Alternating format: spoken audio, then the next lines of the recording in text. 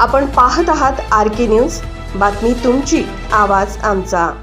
धर्माबाद येथील मार्कंडेय मंगल कार्यालयात पक्षप्रवेश सोहळा व कार्यकर्ता मेळावा घेण्यात आला। यावेळी माजी मुख्यमंत्री तथा खासदार अशोकरावजी चव्हाण यांनी मार्गदर्शन करताना भाजपाचे उमेदवार चिखलीकर यांना विजय करण्याचे आश्वासन दिले।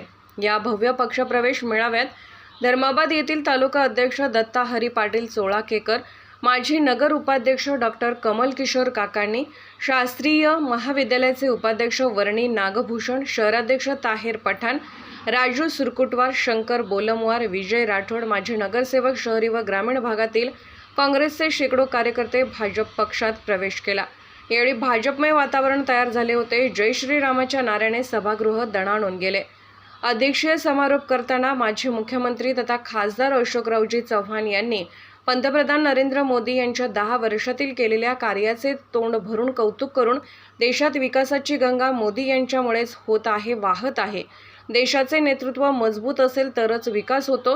विरोधकावर टीका करीत असताना म्हणाले, विरोधक निवडून आले तर विरोधी बाकावर बसून फक्त बोलतील, त्यापेक्षा सत्तेत राहून काम करणे महत्त्वाचे आहे, असा टोला मारून पुढे म्हणाले, आता मी आणि प्रतापराव पाटील एकत्र आलो हे खरंच आहे।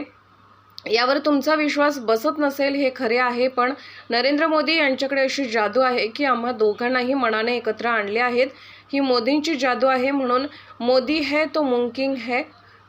प्रतापराव पाटील चिखलीकर यांचा विजय निश्चितच आहे। या बैठकीस माजी आमदार ओमप्रकाश पोखरणा, भाजपा जिल्हाध्यक्ष संतुकराव हंबर्डे, राष्ट्रवादीचे जिल्हाध्यक्ष धर्माधिकारी बालाजी बच्चेवार, नायगाव गणेशराव पाटील करकेलीकर, अवघेराव पाटील, दत्तू रेड्डी जुनीकर, मारुती वाडेकर, माजी नगराध्यक्ष संजय कुलकर्णी, जिल्हा प्रवक्ता शिवराज पाटील गाडेवान, संजय पाटील शिळगावकर, पिराजी पाटील चव्हाण, कार्यकारिणी सदस्य रवी अण्णा पोदगंटीवार, अशोक पाटील वडजे, विजय राठोड, चैतन्य घाटे यांची उपस्थिती होती।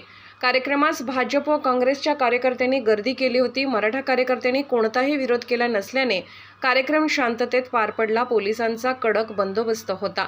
कार्यक्रमाचे सूत्रसंचालन श्रीहरी देशमुख व ताहेर पठाण यांनी केले, तर आभार भाजपा तालुका अध्यक्ष विजय डांगे पाटील यांनी मानले।